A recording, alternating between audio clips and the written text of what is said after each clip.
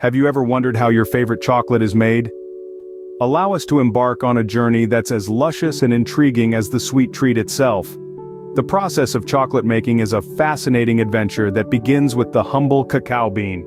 Straight from the tropical farms, these beans undergo a series of transformations, meticulously crafted in factories, to eventually emerge as the delightful chocolate bars we all relish. This isn't a simple one-step process, oh no. It's a labor of love, an intricate dance of precision and craft, turning the bitter cacao bean into the sweet, creamy, melt-in-your-mouth goodness. Every stage of this process is crucial, adding its own unique touch to the final product. From bean to bar, it's a journey that's both science and art, woven together to create the magic we call chocolate. So are you ready to delve into the world of chocolate making? Our chocolate journey begins at the farm, where the cacao trees grow. These trees, the Theobroma cacao, are more than just plants. They are the lifeblood of the chocolate we love. They thrive in the tropical climates of West Africa, South America, and parts of Asia, basking in the warmth and humidity. Cacao trees are quite particular, requiring just the right conditions to flourish. They need a balance of sunlight and shade, and they're often intercropped with taller trees that provide a protective canopy. The precious pods of these trees, vibrant in hues of yellow, orange, and red, are hand-harvested with great care. Each pod is a treasure chest, holding within it the raw magic of cacao beans. These beans are the heart of the chocolate-making process, the very essence of the sweet delight we crave. Once harvested, these cacao pods are opened to reveal the cacao beans inside. The transformation of the cacao beans begins with fermentation. This is the first step in unlocking the potential flavors hidden within the humble cacao bean. The harvested beans, still in their fruity pulp, are piled into heaps and covered with banana leaves. This creates an ideal environment for the natural yeasts and bacteria to commence the fermentation process. Over the course of several days, these tiny organisms break down the sugars in the pulp, generating heat and transforming the beans inside. This fermentation process is crucial, as it develops the initial chocolate flavor we all know and love. Once fermentation is complete, the beans are spread out to dry in the sun.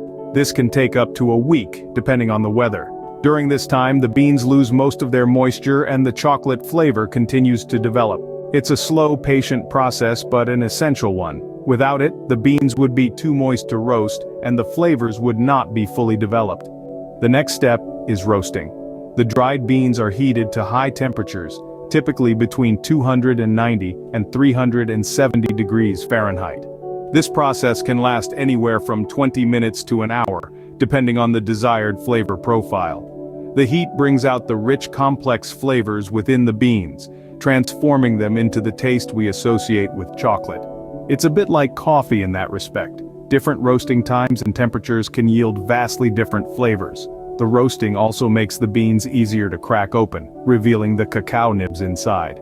These nibs are the heart and soul of the chocolate-making process. They're what will be ground down and processed into the smooth, creamy chocolate that we all enjoy.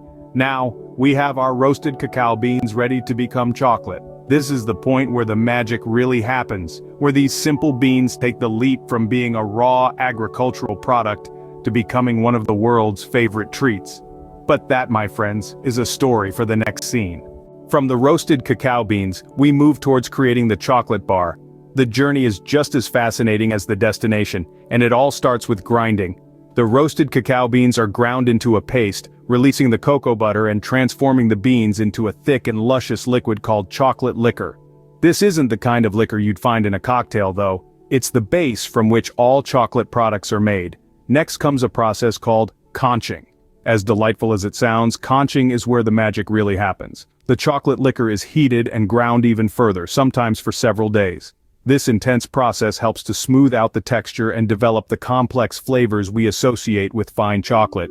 The heat and motion help to evaporate any remaining acidity from the beans, leaving behind a smooth, rich, chocolatey paste. The final step is tempering, and no, it doesn't involve a temper tantrum. It's a careful process of heating and cooling the chocolate to give it that perfect shiny finish and satisfying snap. The chocolate is heated to a specific temperature, then cooled, then heated again. This temperature roller coaster helps to form the right kind of crystal structure in the chocolate.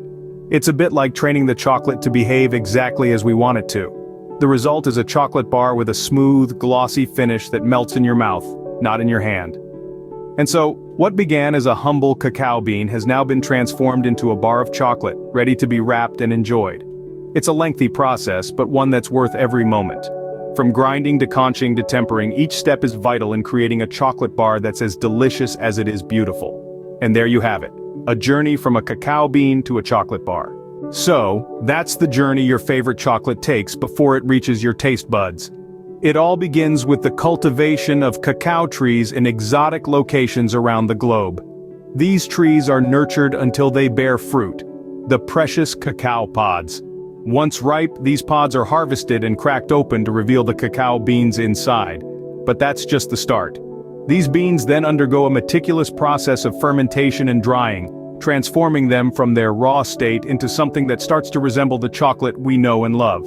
Next, these beans are shipped off to factories where they are roasted, ground, and refined. The resulting liquid gold, known as chocolate liquor, is then mixed with sugar and other ingredients to create the delightful chocolate bars that we can't resist. Next time you savor a piece of chocolate, remember the journey it has taken to bring you that moment of joy.